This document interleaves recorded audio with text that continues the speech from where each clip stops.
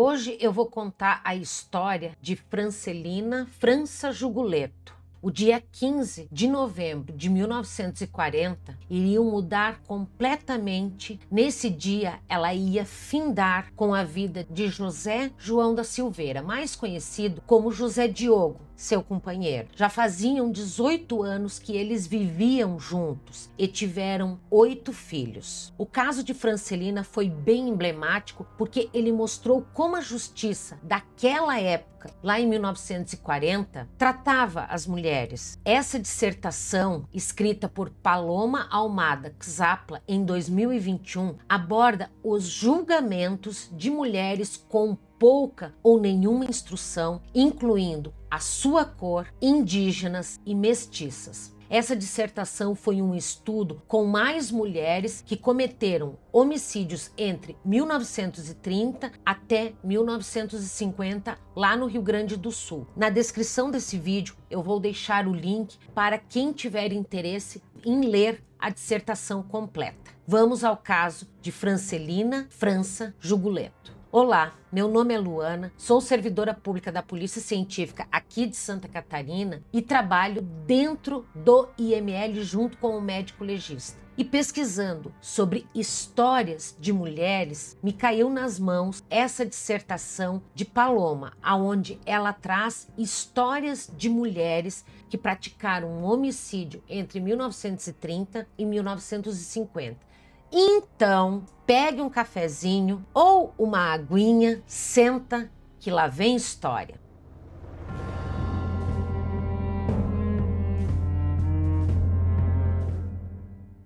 Francelina nasceu em Santa Cruz do Sul, mas não se sabia dizer ao certo qual foi a data de seu nascimento. Ela relatou em depoimento que ela achava que ela tinha mais ou menos entre 40 e 50 anos. Não havia registro do nascimento dela, porque muitas famílias naquela época não registravam os seus filhos logo que eles nasciam. E quando eles registravam, as datas de nascimento eram mais ou menos aproximadas, porque naquela época tudo era de difícil acesso. Ela saiu de sua cidade natal e mudou-se para um lugar que não era muito receptivo à sua presença. Naquela época, mulheres de cor, mulheres indígenas, mulheres com pouco ou nenhum estudo, mulheres que eram pobres, elas não eram muito aceitas, elas sempre eram discriminadas ou faziam os serviços mais pesados, mais sujos, e elas se submetiam a isso por alguns trocados. Ela teve uma filha chamada Vitalina antes de conhecer o seu companheiro José Diogo.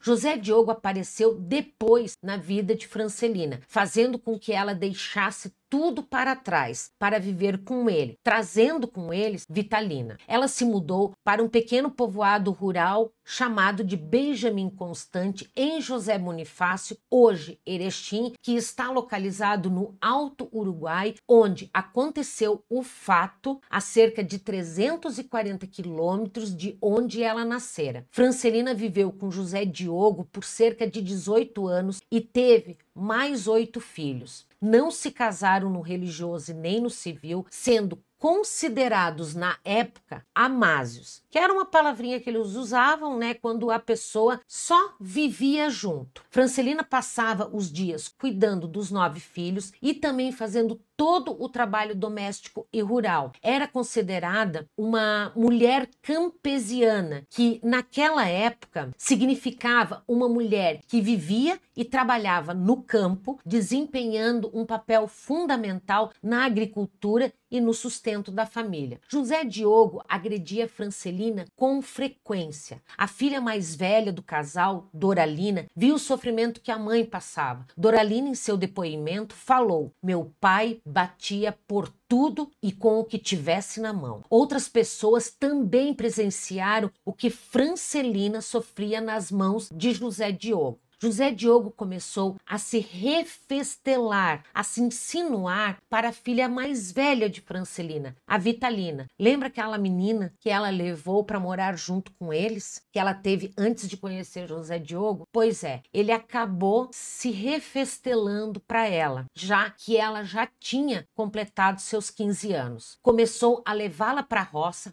forçando-a a fazer o que ele queria. Foram repetidas vezes que aconteceu isso. Francelina tentou por inúmeras vezes impedir que José Diogo fizesse isso com Vitalina, mas ele a ameaçava, a humilhava, chegando também a bater nela. Vitalina acabou engravidando de José Diogo, seu padrasto, e nos meses finais de sua gravidez, José Diogo deu-lhe uma surra de rabo de tatu com uma argola de ferro em uma ponta e 2 talas em outra, material utilizado para açoitar cavalos. Vitalina caiu no chão e logo em seguida levou outra chicotada. Foi deixada com ferimentos profundos, perdendo muito sangue. Nesse meio tempo, Francelina, desesperada, tentou socorrer a filha, chamou os vizinhos e foi atrás de ajuda médica. Mas naquele tempo tudo era muito custoso e muito longe. Infelizmente, no dia seguinte, Vitalina acabou falecendo e Francelina ficou devastada com o que tinha acontecido. Após a morte de Vitalina, a violência na família continuou do mesmo jeito. Doralina, a outra filha de Francelina com José Diogo, relatou em um episódio em que seu pai a agarrou e tentou deflorá-la. Ele ficou dando investidas em Doralina, pois já não tinha mais a Vitalina, o tempo inteiro. Ele precisava substituir Vitalina por alguém. E nesse caso, ele começou a cercar a Doralina. No dia do acontecido, o fatídico dia 15 de novembro de 1940, as 2 filhas mais velhas de Francelina e José Diogo não obedeceram à ordem do pai e foram carpir a roça de feijão ao invés de acompanhar o pai para cortar trigo. À noite, quando as meninas voltaram, Francelina estava lavando algumas panelas na pia e as meninas, mesmo cansadas, foram fazer os trabalhos domésticos. Doralina começou a debulhar espigas de milho em um pilão. José Diogo, sentado em um banco, esbravejava como um louco, falando barbaridades, palavras de baixo calão, devido às meninas terem desobedecido a sua ordem. Doralina continuava a debulhar as espigas de milho com a cabeça baixa e quieta, sem quase respirar. José Diogo continuava falando barbaridades e, em um dado momento, afirmou: "Irei fazer mal a você, Doralina, mesmo que seja na frente de sua mãe." Doralina continuava a fazer o que estava fazendo de cabeça baixa. Em um certo momento, seu pai foi até ela e a puxou pelo braço. Doralina, mais que depressa, escapou e, no instinto, pegou a mão de pilão que estava próximo a ela e deu uma bordoada na cabeça de seu pai. Ela tirou forças, sabe Deus da onde. José Diogo tombou e caiu de bruços no chão. Nesse momento, Francelina pegou a outra mão de pilão, afastou a filha e disse: "Deixa o resto comigo." Nesse momento, Francelina esbordoou tanto José Diogo que perdeu a conta de quantas bordoadas deu nele. Em depoimento, ela disse: "Ele custou para morrer." Como ele estava próximo do fogo de chão, em um determinado momento a sua perna acabou caindo ali no fogo e começou a queimar. Após o ocorrido, Francelina deixou o corpo ali no chão, estirado, não se preocupou em limpar o sangue que estava escorrendo. Ele tinha muitos ferimentos, principalmente no crânio, pescoço, nas costas e a perna queimada. Lá fora já estava escuro e Francelina sequer havia dado de comer aos filhos pequenos. Ajeitou a janta, deu para as as crianças e os colocou para dormir. Esperou eles adormecerem. Após eles estarem dormindo, foi até o vizinho mais próximo, que era o irmão de José Diogo, e disse que seu irmão tinha se metido em uma briga com alguns desconhecidos, levou umas pauladas e veio a falecer. O cunhado saiu, foi chamar os outros irmãos, chamou o comissário de polícia, que trouxe 2 peritos e um praça. Chegando no local, eles desconfiaram da história de Francelina, porque eles viram as 2 mãos de pilão manchadas de sangue e já de cara viram que quem tinha feito tudo era Francelina. Francelina até tentou fugir, mas foi pega pelas autoridades. Francelina, Doralina e a outra filha, com o nome de Ana, foram conduzidas para a delegacia, que ficava ali no centro do município. Chegando lá, deram seus depoimentos, relataram o que tinha acontecido e, em um dado momento, o delegado perguntou a Francelina: "A senhora chorou depois do ocorrido?" E Francelina disse: "Não." O delegado retornou a fazer uma outra pergunta: "A senhora está arrependida pelo que fez?" E Francelina disse: "Sim, mas pelo cuidado que tenho com os meus filhos e filhas e com o bebê que estou segurando nesse momento." Doralina, em seu depoimento, disse que também não estava arrependida do que tinha feito e não tinha medo de ser presa. Também falou que não ia deixar o pai repetir o que fizera com sua irmã mais velha, Vitalina. E nisso, Doralina relatou: "Eu encho ele de paulada e acabo com ele." Após prestarem suas declarações na delegacia, foram indiciadas pelo crime Francelina e Doralina. Ana, que também prestou depoimento, disse que aproveitou toda a confusão para dar umas pauladas no pai também, mas Ana foi entregue aos tios. Talvez não tenha sido indiciada porque era de menor ou pela a ingenuidade diante do que acontecera. As 3 ainda prestaram outros depoimentos e Francelina sustentava a mesma história todas as vezes que ela prestava outro depoimento. O juiz municipal decretou a prisão preventiva de Francelina, que ficaria presa na cadeia civil de sua cidade, longe de seus filhos, e só sairia de lá para outro interrogatório ou para o julgamento.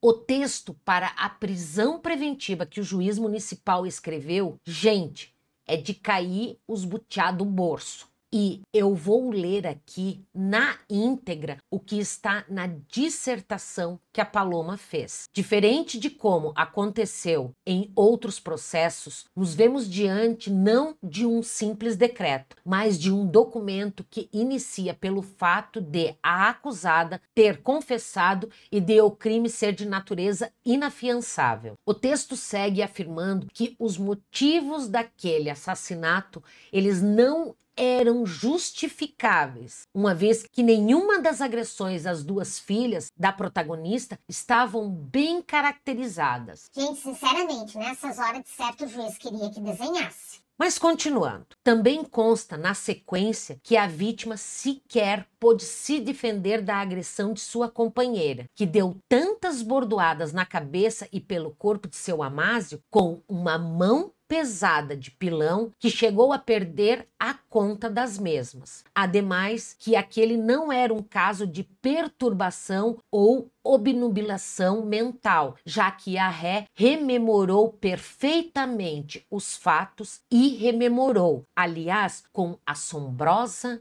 nitidez. E aqui abre-se um parênteses. A indiciada não se achava perturbada, pois tudo rememora com assombrosa nitidez, não lhe tendo o fato ocorrido causado qualquer emoção, pois nem sequer chorou, pois o cometido do mesmo, indo pelo contrário, com notável sangue frio, foi dar de comida aos seus filhos que ainda não tinham recebido o alimento. uma vez que a acusada chegou até a perder a conta das bordoadas que dera, que não chorou e ainda fora dar de comida aos filhos com notável sangue frio, o juiz entendia que ela não tinha o mínimo de senso moral, mas sim um caráter perverso e corrompido. Continuando com as aspas abertas aqui. Perversidade revelada pela maneira brutal, hedionda, como espancou seu Amásio, com o qual vivia há mais de 10 anos, corrompido porque tolerou a presença em sua casa sem tomar quaisquer providências de que, na hipótese da veracidade de suas afirmativas, violentara e engravidara uma filha sua e ameaçava assim fazer com as outras. Chegando ao final do documento, o juiz conclui que, dadas as condições personalíssimas da delinquente e sua grande temibilidade, sua prisão era uma medida de profilaxia social e sublinhava: a acusada trazia consigo as provas da delinquência em sua própria fisionomia, apresentando caracteres antropológicos dignos de nota, tais como... Essa parte aqui, gente, me deixou assim perplexa. E depois que eu ler essa parte, eu vou explicar para vocês da onde que ele se baseou sobre isso. Abre-se novamente aspas. Acentuado prognatismo, desenvolvimento exagerado dos ossos maxilares com zigomas salientes, orelhas com asa e, enfim, outros traços fisionômicos capazes de revelar a anormalidade de seu tipo morfológico, denotando de inclinação criminosa atávica, segundo as lições básicas de antropologia criminal de Lombroso. E nesse final, gente, onde o juiz cita a figura de Lombroso, o juiz trouxe o que ele aprendeu na faculdade e com o tempo, que com a teoria da degenerescência e da criminologia italiana, a figura de um criminoso se via pelos traços físicos, a antropologia criminal. Sinceramente, gente, quando eu li isso, é que nem eu falei para vocês ali, me caiu os butiá do bolso, para não falar um palavrão bem horroroso. Mas, tentando pensar como esse juiz lá em 1940, vamos dizer que esse juiz já tinha seus 50, 60 anos, que para época já estava muito velho. Então, na minha cabeça, esse juiz já estava caduco. Vamos se recompor, gente. Até acabou a água, meu Deus do céu.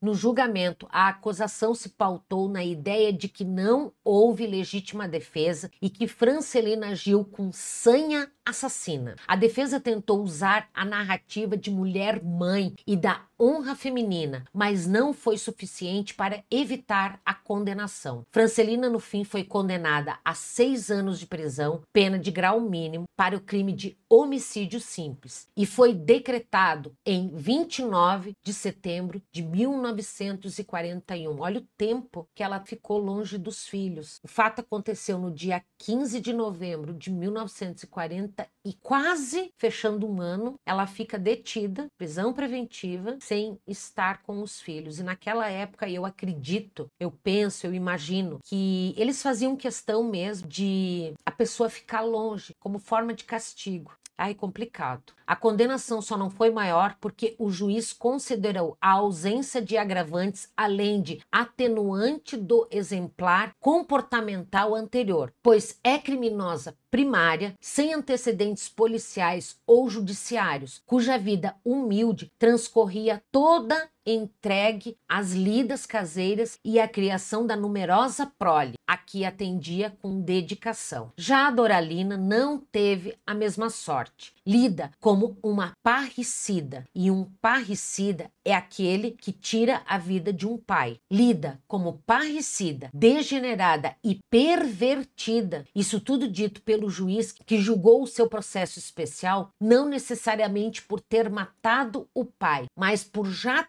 ter estado com outros homens. Imagina, gente, um exame supostamente feito ali para ver a virgindade, se ela já tinha sido assediada, se ela já tinha sido cercada ali por José Diogo. É claro que ele já tinha deflorado ela. E nesse caso, meu Deus, ainda naquela época, gente, meu Deus do céu, para mim, ele já tinha pego ela, já tinha tentado fazer algumas coisas, mas ela, sendo rápida e astuta, acabou conseguindo escapar. E a gota d'água foi aquele dia 15 de novembro que ele ainda acabou dizendo que ia fazer o mal a Doralina na frente da mãe. Mas continuando aqui, gente. O caso aqui fala que supostamente confirmara em seu exame de virgindade que ela não era mais virgem. Foi sentenciada à internação em uma escola de reforma por todo o tempo necessário à sua educação, conforme o Código de Menores de 1927. Esse tempo deveria ser entre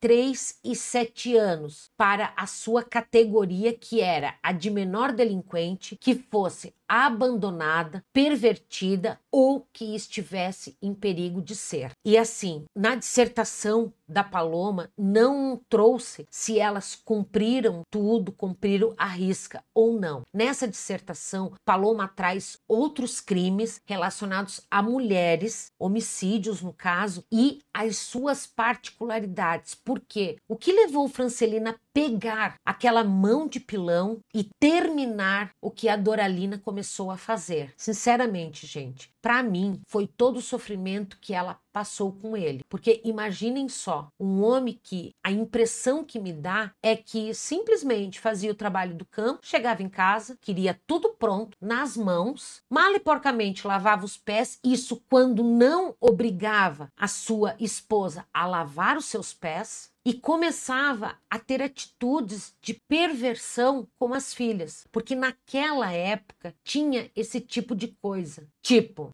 mas se um outro for pegar a minha filha, então eu mesmo pego. E isso era passado de pai para filho. Então imaginem o que não passava na cabecinha da Francelina e das meninas. Ai, gente, essa história assim me deixou bem perplexa, porque até mostra que naquela época a justiça ela via mulheres de cor, mulheres de poucas posses, mulheres que não tinham estudo, e mulheres indígenas e mestiças menos que um ser humano. Ainda bem que já mudou muita coisa e que hoje em dia nós temos mais voz ativa. Porque se eu tivesse vivido naquela época, eu já estaria morta e enterrada, gente. Porque, olha, se existem outras vidas e eu vivi em alguma dessas vidas, dessas épocas, como mostra esse processo, sinceramente, gente, que nem a gente tem alguns termos dentro de medicina legal, né? Eu já fui decapitado, esquartejado, espostejado, qualquer coisa, gente. Porque, sinceramente, eu acho que eu não iria admitir. Claro, eu estou falando com a cabeça que eu tenho hoje. Eu estou tirando como base a minha vida hoje. E você, com essa história da Francelina? Me conte aqui nos comentários o que tu achou. Qual foi a tua percepção? Ela foi uma das mulheres que tentou romper as barreiras. Tentou dar um basta no sofrimento que ela e as filhas tinham. Se você gostou dessa história, deixe seu joinha. Caso você queira que eu conte alguma outra história, coloque aqui nos comentários, mas deixe a sua opinião em relação à história dessa mulher que, para mim, é uma mulher guerreira. Eu espero que você fique bem, um beijo e até o próximo vídeo. Tchau, tchau!